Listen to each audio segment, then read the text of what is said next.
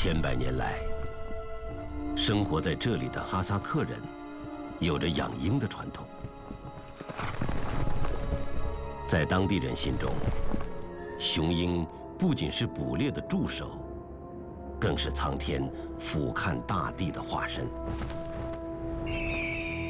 只有雄鹰才能达到人类难以企及的高度，巡视他们世代居住的家园。1961年4月12日清晨，在丘拉塔姆地区一个叫做拜科努尔的地方，一个年轻人将从这里的航天发射场向太空进发。这一天，人类远远超越了雄鹰飞翔的高度，第一次实现了遨游太空的梦想。这个年轻人就是27岁的尤里·加加林。飞船中的加加林透过舷窗俯瞰地球，这是人类第一次在太空看到我们居住的家园。眼前是一个像水晶一样充满神秘色彩的蔚蓝色星球，它的表面一片汪洋，陆地宛如大海中的几叶扁舟。加加林已经无法辨认他家乡的格扎季河在地球上的位置，他自然更无法看到一条已经被人工截流的大河。当东方号飞船掠过中国大地的时候，此时这里的人们正在进行了一场改造山河的壮举。为了防洪、发电和灌溉，10多万中国人用体力和意志，在长江最长的支流汉水之上，建造着一座2500米长、162米高的巨型大坝。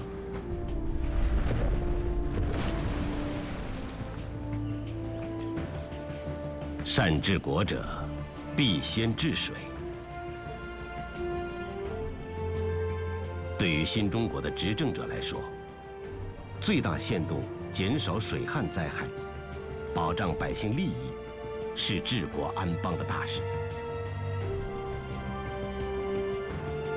从1950年起，中国开始大规模治理淮河，加固黄河、长江堤防，修建京江分洪设施。这座被称为丹江口的大坝，是当时中国最大的水利工程。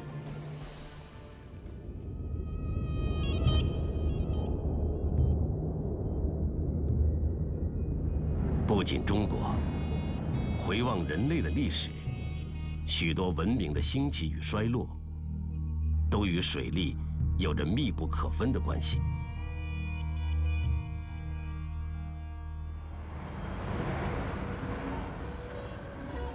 为了寻访人类早期因水而生的文明遗迹，2013年11月，我们摄制组来到了硝烟未散的伊拉克。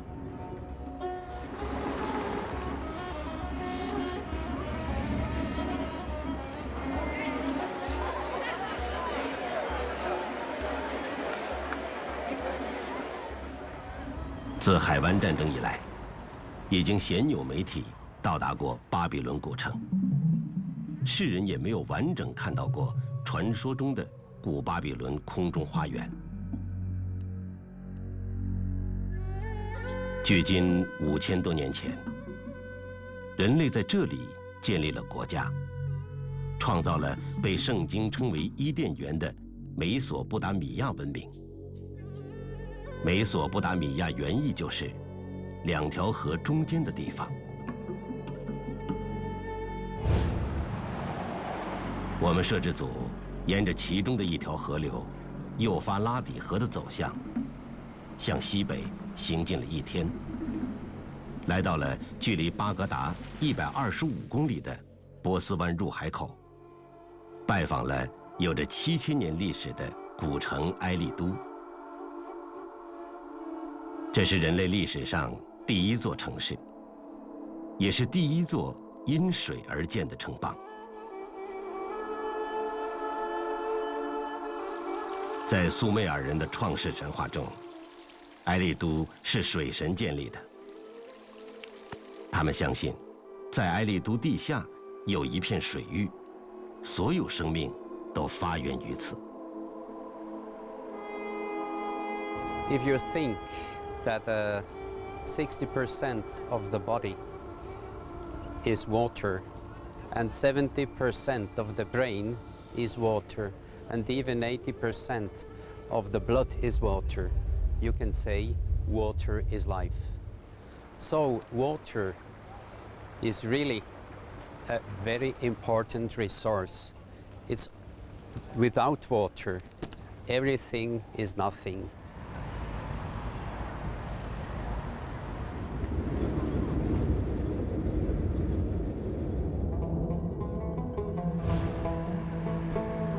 和苏美尔人一样，建造金字塔和狮身人面像的古埃及人，他们的文明也依赖于从身边流淌而过的河水。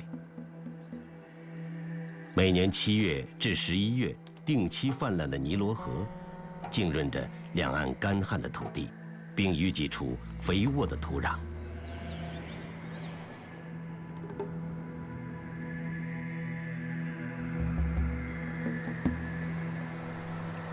而发源于喜马拉雅山脉的恒河，流域面积占印度领土的1/4。这条曾经创造了恒河文明辉煌的大河，至今仍是印度的圣河与母亲河。以水为邻，傍水而居，这几乎是人类最早的聚落形态。无论是尼罗河，还是东方的黄河、长江，人类古老的4大文明，都发源于大河之畔。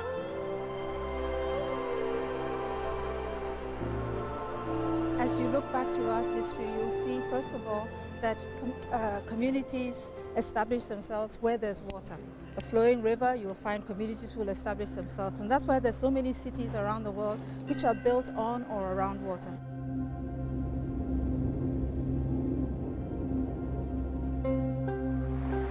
毫不夸张，人类的历史就是利用水的历史。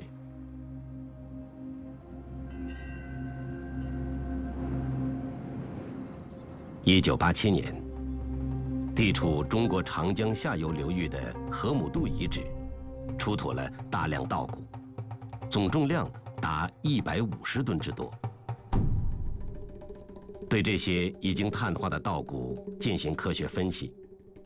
研究人员确认，这是生长于7000年前的稻谷。中国由此也被证实为世界上最早栽培水稻的国家。在遗址中，人们还发现了远古时期河姆渡人修筑的水井。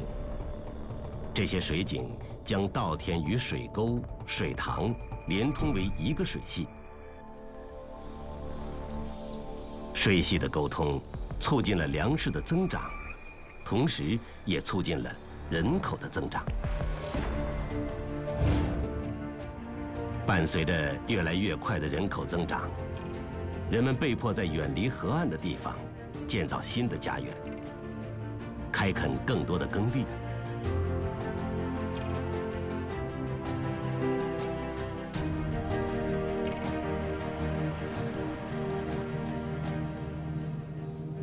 为了满足用水的需要，人们开始修建密如蛛网的引水渠，把河水引向更远的地方。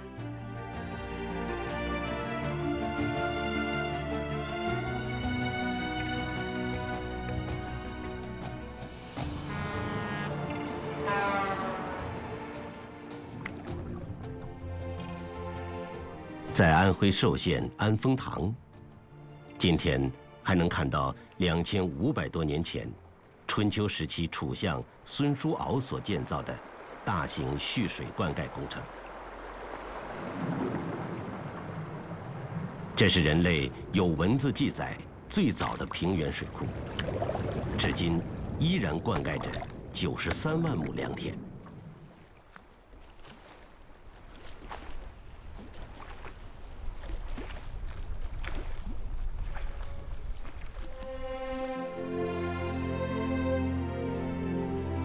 水渠、水井、水塘，成为人类最早利用水资源的工程。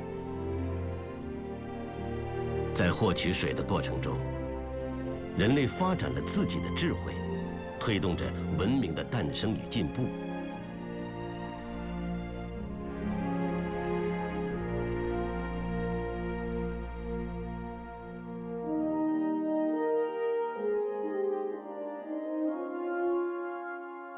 不仅在中国，在世界水利史上，也都是如此。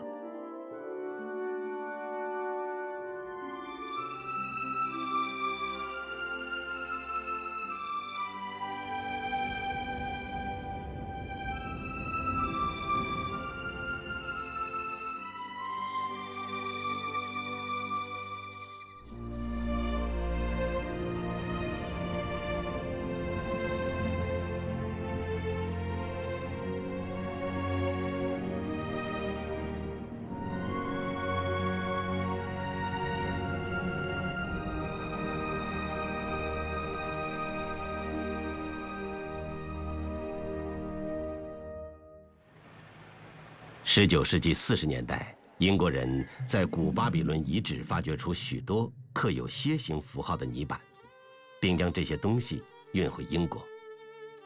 经过研究，他们惊奇地发现，这块泥板上刻着的，竟然是6000年前用来计算水渠径流量的数学公式。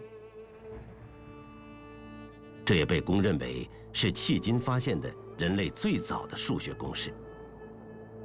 利用这类公式，古代巴比伦人开凿了汉谟拉比万民之父运河，沟通了波斯湾与两河流域的重要城邦，使大片荒地变成良田，把两河文明又向前推进了一步。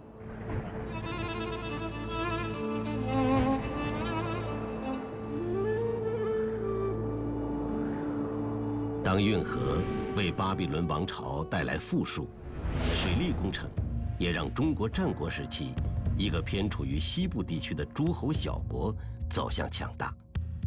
它以横扫六合的雷霆之势，结束了中国历史上长达几个世纪的分裂与割据，建立了中国历史上第一个多民族共荣的统一国家——大秦帝国。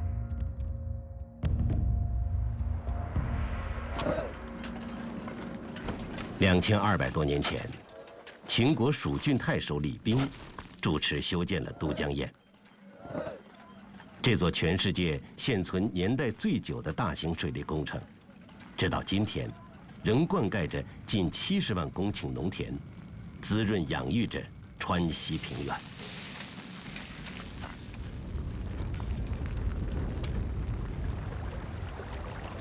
无坝引水，这是都江堰一个古老而卓越的创举。1872年，站在都江堰的鱼嘴分水堤，一位德国人望着滚滚而来的江水，发出由衷的感慨：都江堰灌溉方法之完善，世界各地无与伦比。这个德国人，就是被誉为近代地理学先驱的里希霍芬。先后7次远赴中国考察的里希霍芬，曾经正式指出过罗布泊的位置。那是中国新疆境内一处早已干涸的湖泊。1600多年前，如梦幻般的楼兰古国，就矗立在它的西北角。随着河流改道，楼兰文明也逐渐消失于茫茫大漠。Theoreticians of history and culture say that big cultures evolve and collapse because they are unable to deal with water problems. And there are ample evidence in history that some countries collapsed because of drought or other water-related problems. 李冰修建都江堰10年后，秦国人在关中平原北部开始开凿一条300多里长的灌渠——郑国渠。这项耗时10多年的工程，引泾水向东注入洛水，灌溉田地4万顷。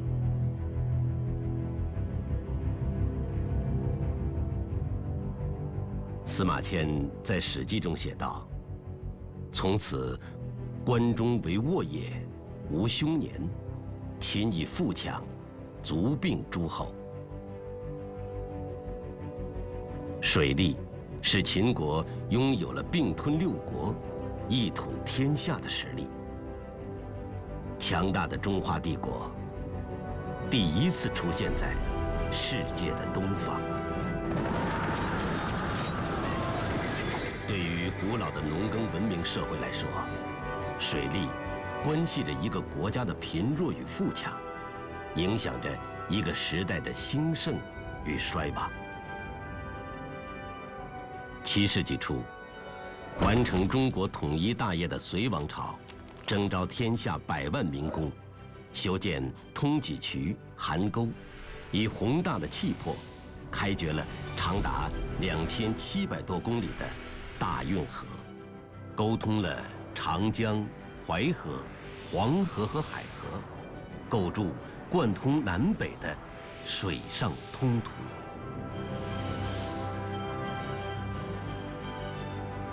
今天，这条大运河在中国的东部依然发挥着不可替代的作用，每年运送着3亿多吨的货物，加速了中国南北交流的大运河，也推动着另一个更为辉煌的时代——盛唐的到来。唐代的大运河把长江、淮河、黄河、渭河连在一起，东起扬州，西至长安，成为运送漕粮、接济京师的生命线。腰缠10万贯，骑鹤上扬州。这是古人对扬州的称颂。大运河带动了沿线商业城市的繁荣，运河南端的扬州也崛起为唐帝国东部最繁华的都市。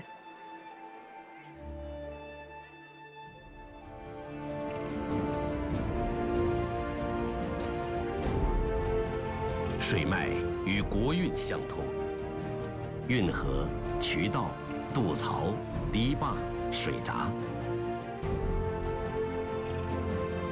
这些遍布于古老帝国的水利工程，培育着发达完善的灌溉农业，支撑着往来贸易的航运，维系着社会的运转与繁荣，也促进着多民族国家的融合与统一。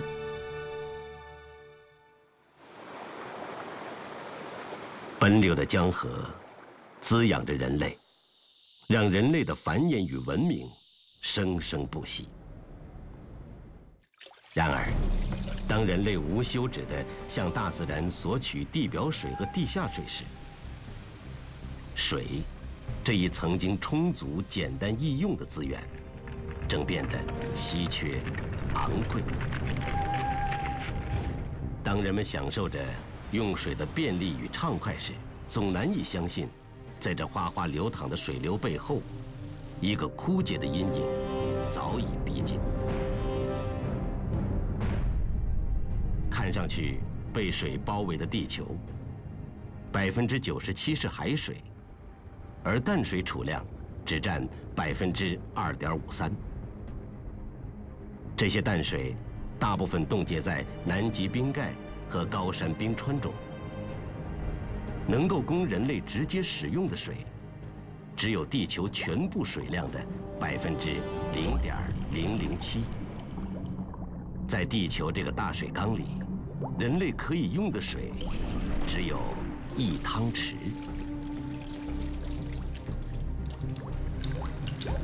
这些少得可怜的淡水，60%分布在巴西、俄罗斯、加拿大等9个国家。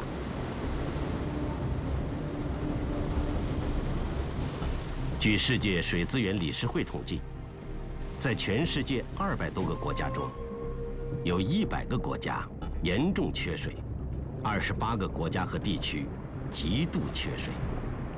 If you look into the world map and you realize that from Western China till Western Africa, you have a huge dry belt of the world where people, some several hundred million people live, and a tiny portion of the renewable water resources of the world is available. 2013年11月底，我们的摄制组来到了南亚次大陆的文明古国印度。从城市到乡村，随处可见的机井和引水渠，促使印度的灌溉面积达到世界第1，粮食产量占世界第3。目前，遍布印度国内的机井已达2700万口，但是很多地方抽上来的已经是咸水，甚至根本抽不到水。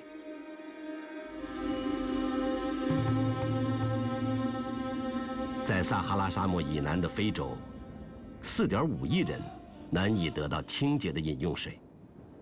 12个国家长期缺水，25%的可耕地因缺水正变成荒漠。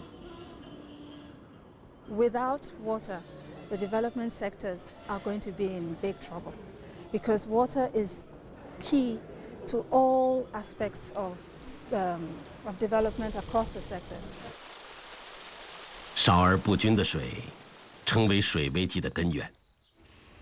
掠夺性开采和水体污染，导致人类遭遇到发展中无法回避的难题，甚至成为引发战争的导火索。2001年3月，时任联合国秘书长安南在一次会议上曾说，对淡水的激烈争夺很可能成为未来冲突和战争的根源。事实上，人类争夺水源的战争很早就开始了。4500多年前，美索不达米亚平原的拉嘎什王埃安纳吞为争夺两河流域的水利灌溉权，与邻国温马展开了一场战争。这块收藏在巴黎卢浮宫的埃安纳吞旧碑，生动描绘了当时的出征场面。4500多年后的1967年6月，以色列几乎出动全部空军，以闪电式的袭击控制了戈兰高地和整个约旦河河道。这场战争的重要原因之一，就在于戈兰高地关系着以色列人的喝水问题。以色列日常用水的40%来自约旦河。20亿世纪都在抢水，水不够，水资源是影响一个我们国家社会经济发展的大问题。日益匮乏的水资源，正在迅速演化为地缘政治战略中具有爆炸性的因素。尼罗河、尼日尔河、印度河这些跨越国界的河流，已成为国际争端和地区冲突的主题。到2025年的时候呢，这个预测，国际上预测水危机要普遍的出现，在世界上比较大的范围内要普遍的出现。这仅仅是人们看得见的水战争，其实还有一场没有硝烟的水战争已经悄然拉开了帷幕。2008年3月19日，伦敦大学国王学院教授约翰·安东尼·阿兰提出了虚拟水的新概念，获得了2008年斯德哥尔摩水奖。或许很多人并不知道，我们每人每天要消耗掉多少水。一个人一天的饮用水大约要耗费3公升，其他生活用水将近200公升。但这只是表面上消耗掉的水。我们在日常生活中所使用的产品和所享受的服务中，还要消耗掉一些无形的水，这就是虚拟水。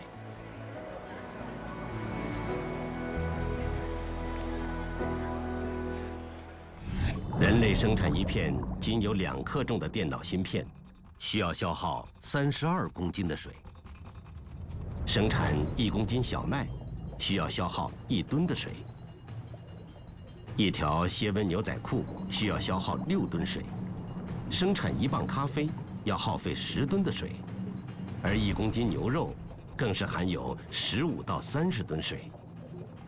这是消费品和食品在生产与销售过程中所耗费的水。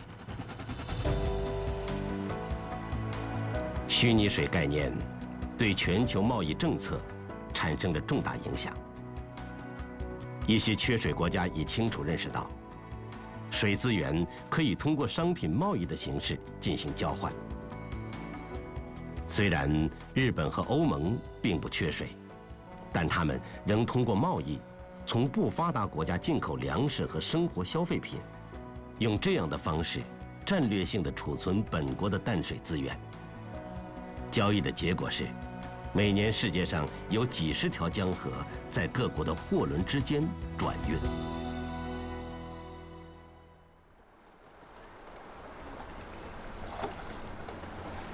中国拥有地球上将近1/4的河流。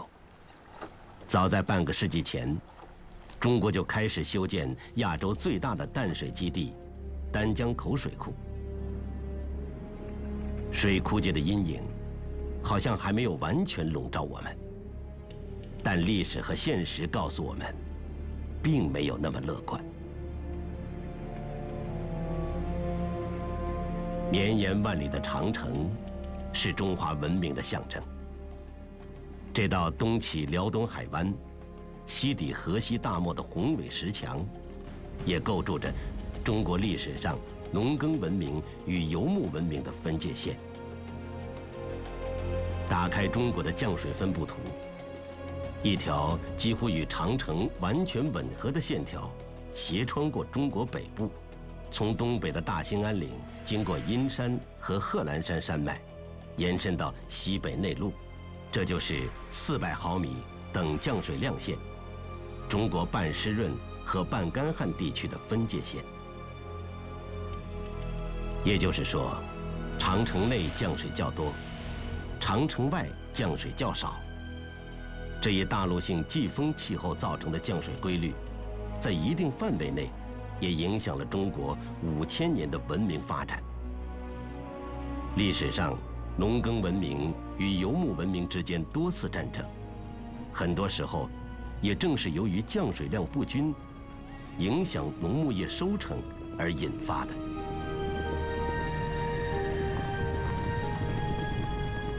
The north of China faces a very serious challenge because of the climate and the situation of the country. Most of the rain falls in the summer over a few short months, between 70% and 90% in the far northeast in just 2 months of the summer. This is a very serious problem for the management of water in those areas.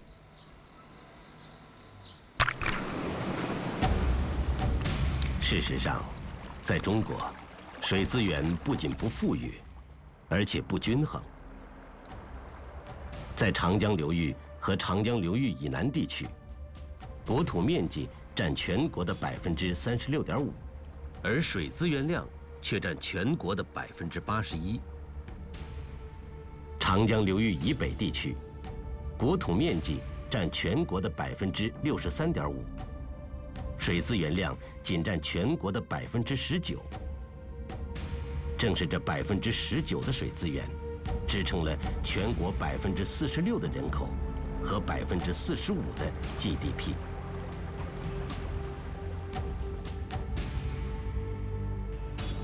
中国的水资源拥有量只有世界人均水平的1/4，是世界上13个人均水资源最贫乏的国家之一。中国北方的北京、天津、山东、河南、河北等9个省市，人均水资源拥有量远低于国际公认的人均500立方米极度缺水警戒线。大多数人无法想象，目前北京人均水资源占有量还不足100立方米。假如世界上每人拥有1杯水，中国人每人只能拥有这杯水的1/4，而北京人只能喝到这杯水的1/88。We know that globally there is a water crisis, but China is facing a deeper water crisis, mostly because of its very fast development, industrial development, but also for the incredible pace of urbanization. 这张照片是当年黄河断流时，山东黄河河务局调研室原主任张春丽在山东滨州沾化县拍摄的。当地有的老百姓他就吃这个地沟里的雨水，我当时看到一个老农在吃这样的水，我当时心里也不是滋味，我就把它拍下来了。1997年，黄河从2月6日起就开始断流，一直持续到1998年元旦过后。断流河段长达720公里，在226天的时间里，黄河竟然没有1滴水入海。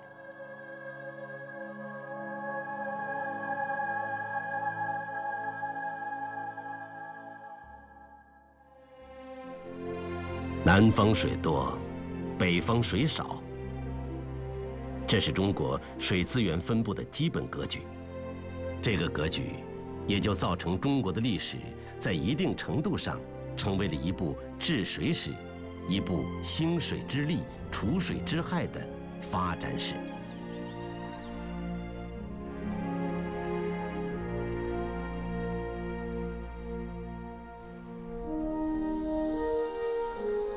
对于人类来说，虽然水自然流淌，分布不均，但人类所迸发出的智慧始终影响着大自然的天性。从历史到今天，从西方到东方，人们为了生存与发展，早已开始通过改变河流的走向，以调水为手段，获得必须的淡水。特别是从工业社会开始，大规模的调水已经成为了促进人类文明发展的科学手段。Now, the question is, when you approach water transfer problems, in this regard is a question whether you bring water to the people or people to the water. And technologically, bringing water to the people is actually easier than bringing people to the water. Now, this has both a very positive2013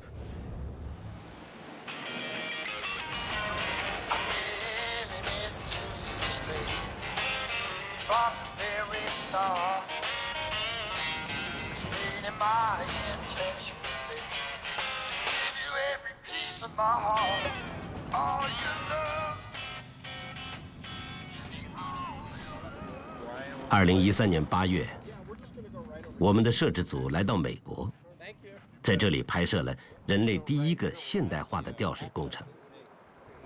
这一工程不仅为以后许多国家的远距离调水起到了示范作用，同样为中国兴建现代化调水工程提供了可借鉴的成功经验。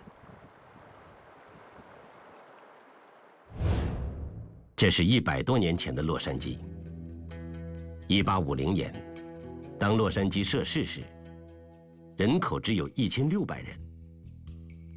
半个世纪以后，洛杉矶人口已超过10万人。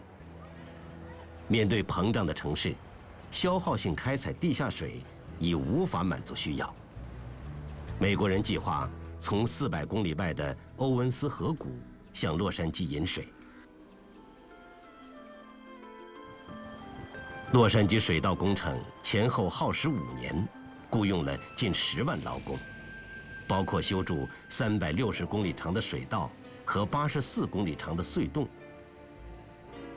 随着洛杉矶的持续扩展，1970年又建成全长220公里的水道。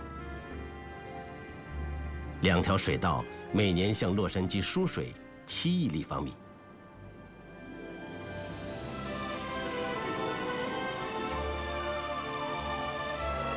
充足的供水，促进了城市的发展与繁荣。今天的洛杉矶不仅是拥有重大影响力的国际化大都市，还是世界娱乐中心，闻名全球的好莱坞就坐落在这里。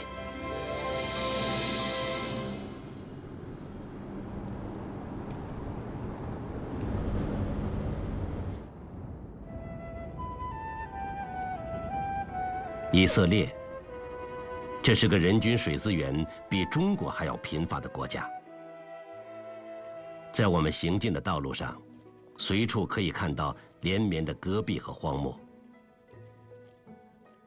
以色列2/3的国土被戈壁和荒漠覆盖，夏季时间长达6个月以上，年均降雨量不到200毫米，特别是南部沙漠地区，年降水量只有30多毫米。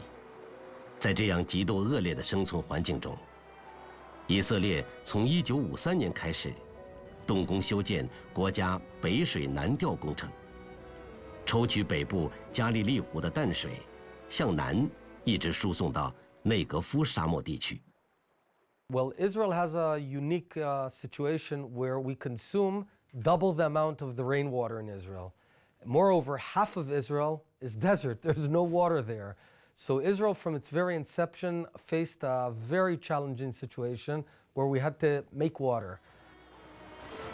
调水工程改善了以色列水资源状况，也改善了严酷的生态环境，把大片不毛之地变为绿洲。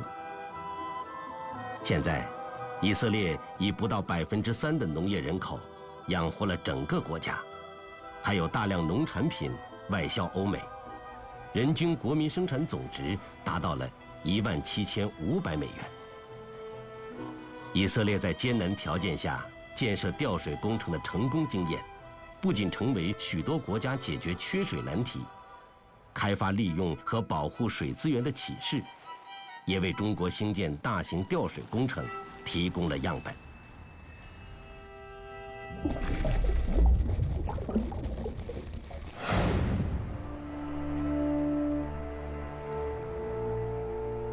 在20世纪，世界上已有至少40个国家和地区建成了350多项规模不等的调水工程，所调取的水量相当于长江年平均净流量的1半。从非洲的尼罗河、南美的亚马逊河、欧洲的多瑙河到北美5大湖，地球上的大型河流和湖泊都有调水工程的踪迹。查阅中国的近代史篇章，早在清光绪34年，也就是1908年，大洋彼岸的美国人开始修建洛杉矶引水工程的时候，昆明一个叫做王小斋的商人，已经在昆明市郊的螳螂川引滇池之水，修建中国历史上第1座水电站。这就是我们今天仍在使用的石龙坝水电站。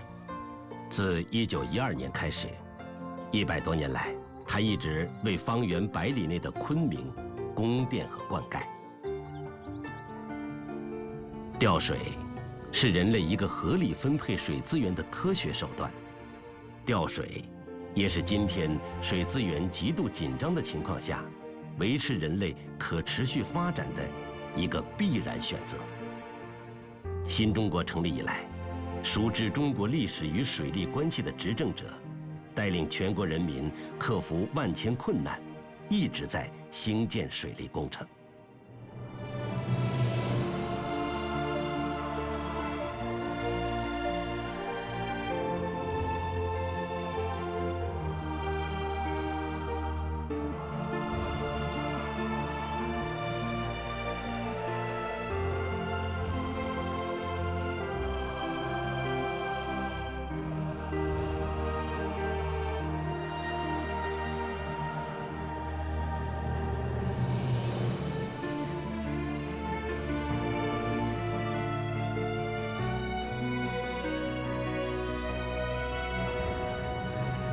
2014年，当中国的天宫1号空间站掠过东方大地的时候，在50年前加加林飞过的同一纬度的地方，这里的人们早已告别了肩扛手挑的时代。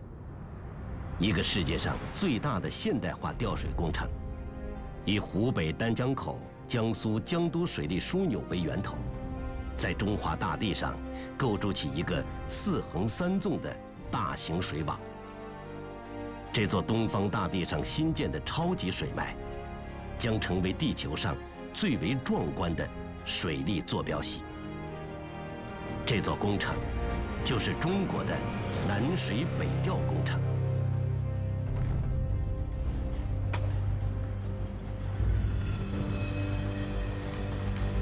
数十万建设者，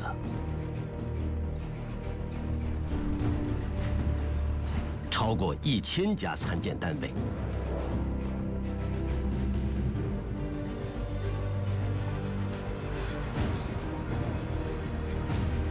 历时12年修建。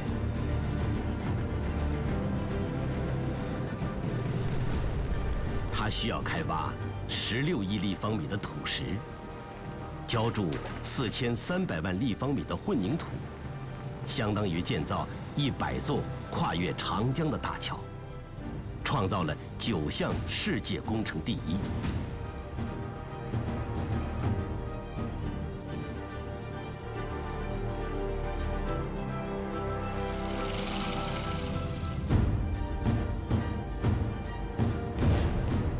面对缺水总量达500多亿立方米、1亿多人口用水困难的现实，这张纵横交织的水网将谱写出什么样的前景？那些干涸的河流、枯萎的湖泊、逐渐沙化的土地，是否因汩汩流淌的水网而重获生机？近35万库区移民为了未来的告别，他们的命运将发生怎样的转移？曾被大江大河哺育的文明，是否因穿越了文化腹地的水网而重新拥有驱动智慧、激发创造的活力？生命与水，生生不息。从南向北奔流的江水，承载的不仅仅是解决水资源危机的历史重任，更是一个古老民族走向复兴的梦想。